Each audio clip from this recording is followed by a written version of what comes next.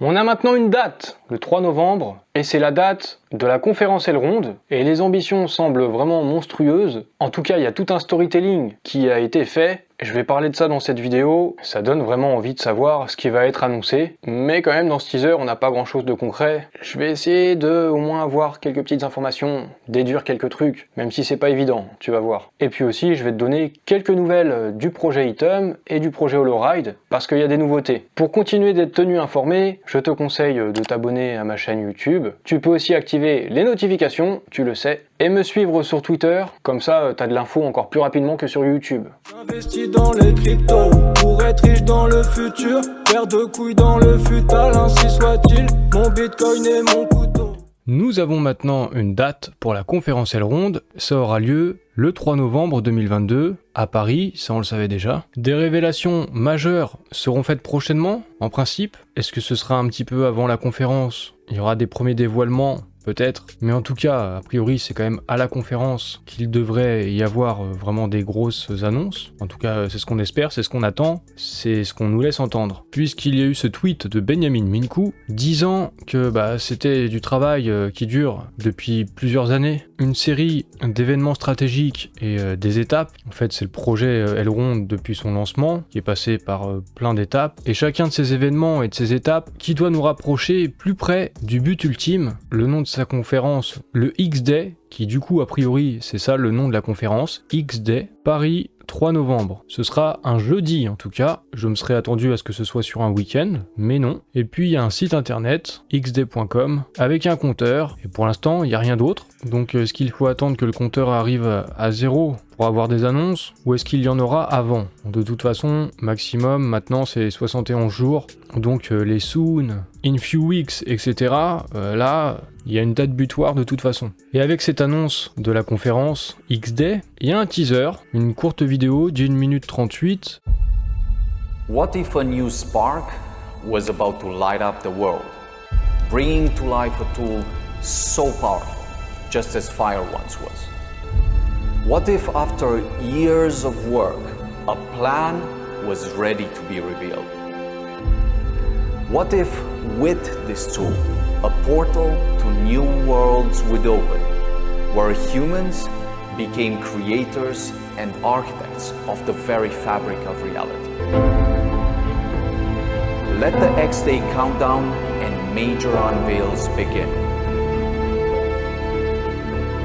En tout cas, je trouve que ça a de la gueule, et vu les annonces qui sont faites, enfin les annonces, c'est pas des annonces, mais en tout cas les promesses, ce qu'on nous laisse entendre, c'est quand même une ambition, c'est une paire de couilles énorme. Donc en fait c'est même presque un petit peu étonnant d'annoncer et de promettre autant. Je veux dire après ça, si t'as pas quelque chose de lourd, tu passes un peu pour un con. Déjà dans ce teaser, il y a le feu qui est évoqué. On le voit, il y a des flammes, il y a du feu. Benjamin Minkou en parle, et en fait il dit qu'il veut apporter un outil à l'humanité en gros, qui sera révolutionnaire. Et il y a un parallèle qui est fait avec le feu, qui a été pour l'humanité un outil qui nous a permis du coup de survivre, de nous chauffer, de cuire notre viande, ou alors de travailler le métal, et donc de construire à nouveau ensuite d'autres outils. Et ça a été donc extrêmement important dans l'évolution humaine, cet outil, le feu, cette première technologie presque. L'image elle est puissante, et je vous ai fait remarquer aussi sur Twitter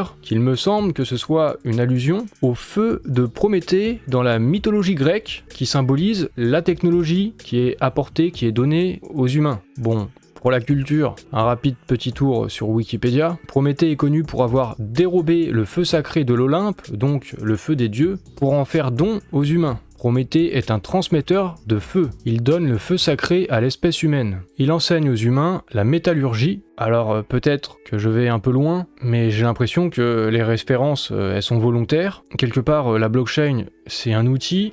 Ça fait longtemps, depuis des semaines, plusieurs fois, même des mois. Benjamin Minkou a fait des allusions sur cette technologie de la blockchain, comme quoi on prenait peut-être pas encore conscience à quel point ça allait bouleverser l'évolution humaine. Donc si on poursuit un petit peu avec ces références et avec ces parallèles, je suis pas là pour dire si c'est la vérité ou non, mais Elrond serait une technologie, un outil technologique comparable au feu pour l'évolution de l'humanité. Bon, c'est pas moi qui dis ça, Et d'ailleurs, c'est pas dit explicitement, mais c'est quand même sous-entendu que, en gros, ils sont en train de construire un portail qui va amener les êtres humains dans un nouveau monde où ils vont pouvoir devenir les créateurs et les architectes de leur réalité, ou quelque chose comme ça. Vous irez voir ça vous-même, hein, c'est en description. Mais quelque part, quand on devient créateur et architecte, c'est un peu devenir Dieu, non ?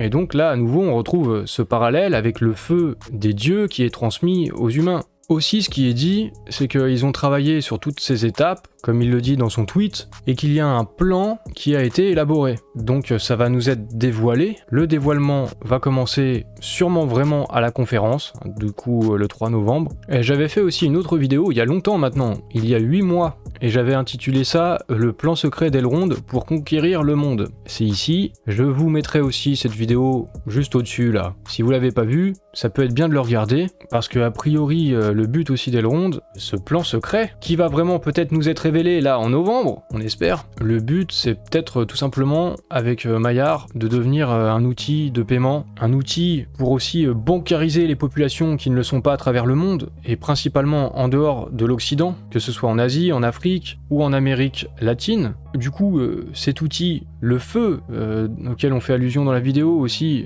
est-ce que c'est peut-être ça ? Est-ce que c'est Maillard, le Maillard 2.0 ? Bon, peut-être pas. On va pas partir non plus dans trop de spéculations, parce qu'en fait, on n'a toujours rien vraiment de tangible, il faut le rappeler. Mais par contre, il y a un storytelling qui est bien fait, qui donne envie d'y croire, qui donne envie d'en faire partie. Mais bon, on attend quand même du concret, et on espère ne pas être déçus quand on sera en novembre. Sinon, ça pourrait être à double tranchant toute cette communication. Cette communication, souvent à la limite de la métaphysique, de la philosophie, de la science-fiction même, avec de multiples références au roman Dune. Mais pourquoi seulement ce roman-là en plus ? Je sais pas, c'est une obsession peut-être de Benjamin Minkou. Dans un tweet récent du 20 août, Benjamin disait « Une question fascinante se pose. Qu'est-ce en fait que cette chose que nous appelons le temps ou l'espace-temps ? Est-ce fondamental ou juste une interface perceptive par laquelle l'esprit interagit dans le monde ? Se pourrait-il que le temps, passé, présent, futur, ne soit en effet qu'une illusion obstinément persistante ? » Alors là, il y en a plein qui se disent Benjamin, il a peut-être un peu trop fumé, comme Elon Musk. That's all it is. Est-ce qu'il a pris des champis, un peu de LSD ? Et puis en plus, c'est bien gentil tout ça. Le passé, le présent, le futur. Le temps n'existe peut-être pas, mais on attend toujours le Mex 2.0. Est-ce que tu essaierais pas de nous enfumer ?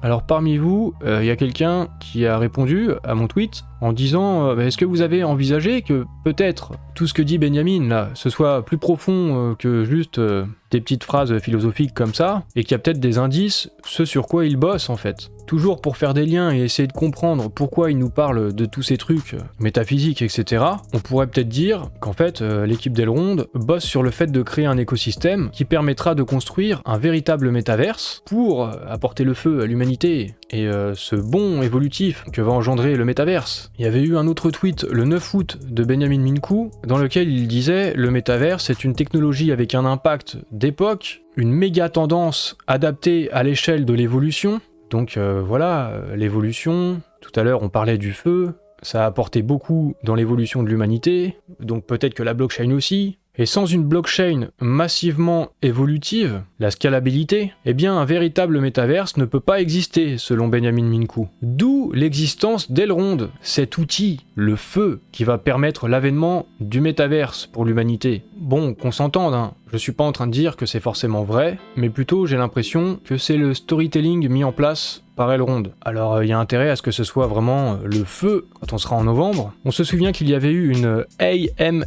Ask Me Anything, faite par Benjamin Minkou, donc où il répondait aux questions de la communauté. Évidemment, forcément, beaucoup de gens lui ont posé la question du Mex et du Mex 2.0. Bon bah encore une fois, il avait rien révélé, rien ou presque, rien de concret en tout cas. Et oui, parce que bon, si ça fait partie du plan, il respecte un timing, et on nous a donc, je vous l'ai dit, peut-être un petit peu baladé pendant toute l'année, en attendant le moment opportun, le moment choisi vraiment pour nous faire des révélations, des dévoilements. Mais bon, du peu que Benjamin Minkou nous livre, il nous dit que le Mex 2.0, ça va résoudre un des problèmes les plus importants dans l'économie de la finance décentralisée, dans l'espace blockchain, et qu'une fois que cette solution sera prête, ça fera un bond en avant, peut-être même pour l'espace crypto tout entier. Donc un truc révolutionnaire quoi. Est-ce que parmi ces révélations extraordinaires qui devraient nous être faites maintenant prochainement, est-ce que ça pourrait concerner Maillard 2.0, l'application? Il y a une question qui avait été posée à ce sujet. Benjamin avait répondu que Maillard 2.0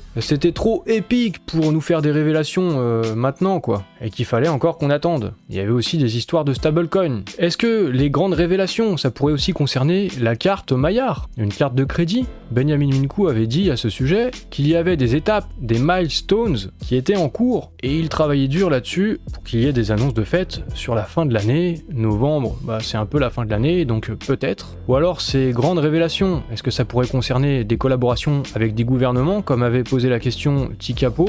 Benjamin avait sous-entendu dans sa réponse que il y avait peut-être moyen, ils étaient en discussion avec des gouvernements, et que les prochains mois avec la régulation de l'Union Européenne, ça va être crucial. Ils attendent que la tempête passe, et il y aura des décisions qui seront prises. En même temps, c'est pas concret, mais ça nous donne envie de croire, hein. Ça nous donne de l'espoir, ça nous fait tenir jusqu'à novembre. Bon, je vous avais dit déjà toutes ces choses-là, hein. Donc je vais pas m'étendre plus que ça dessus. Mais bon, puisque pour l'instant, on n'a encore rien vraiment de concret, on a plus un storytelling qu'autre chose, du côté d'Elrond, et on n'a pas vraiment d'annonce, je vais vous donner quelques nouvelles du côté de Holoride, qui est aussi un projet majeur construit sur l'écosystème Elrond. Il y a aussi eu une interview du CEO d'Holoride, Niels Volny, et il y a peut-être dedans quelques informations intéressantes. Je vous mettrai cette interview dans la description si vous voulez tout lire. La possibilité pour les utilisateurs d'augmenter et d'améliorer leur expérience dans Holoride, avec par exemple la personnalisation de leur expérience dans le véhicule ou de leur avatar avec un NFT de la collection Holoride. Donc c'est la première fois que je vois cette info, il y aura une collection de NFT Holoride. Pour les holders du token Ride aussi, qui pourront participer à des événements spéciaux, ils auront un accès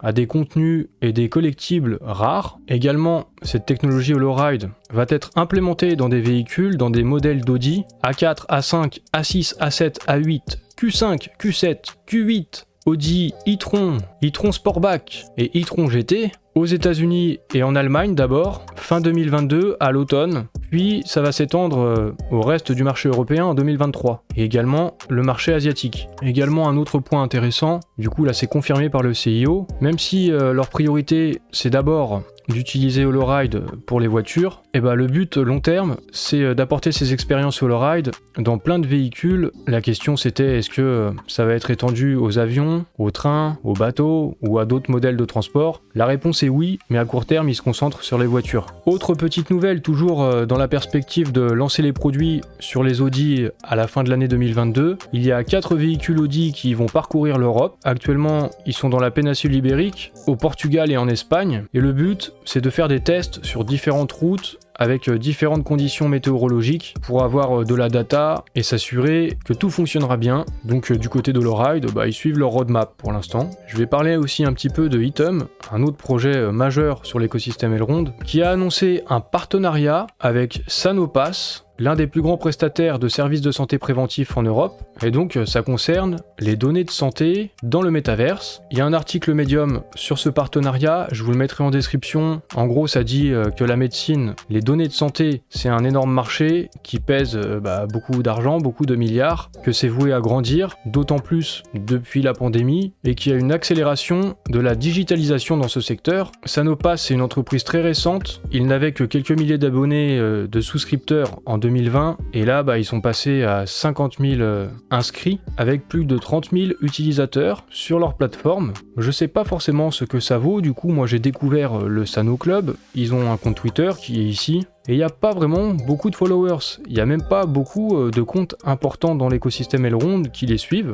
Je suis allé regarder, ils ont une collection de NFT, vous pouvez voir ça sur Zoxno. J'ai même vu un rank 9, il y a 10 000 NFT, il y a 1,6 EGLD, et du coup quand on voit ça on se dit attends, est-ce qu'il y a une affaire ou est-ce que le projet est naze? Est-ce qu'il y a un truc que personne n'a vu et du coup ce serait incroyablement sous-coté? Ou alors en fait non, c'est que le projet est peut-être pas intéressant, j'en sais rien, je vous avoue j'en sais rien, vous pouvez me dire ce que vous en pensez dans les commentaires, faire vos recherches. Ils ont un site internet, sanopass.io, le projet est expliqué, il y a un white paper, moi j'ai pas approfondi, j'ai pas trop cherché, mais derrière il y a quand même bien une team qui est publique, avec leur profil LinkedIn, tout est affiché, et parmi les advisors du projet, un des conseillers, il y a un membre de la team Elrond quand même, Félix Crisan, et les avantages de posséder ces NFT, c'est d'avoir accès à des soins de santé, c'est une sorte d'abonnement, aussi l'accès à des services de fitness, à des consultations médicales, à un service d'intelligence artificielle, semble-t-il aussi, dans le domaine médical. Donc je vous avoue, je sais pas trop quoi penser de cette collection de NFT et de ce projet, mais ils ont fait un partenariat avec Item, moi je sais pas trop quoi en penser.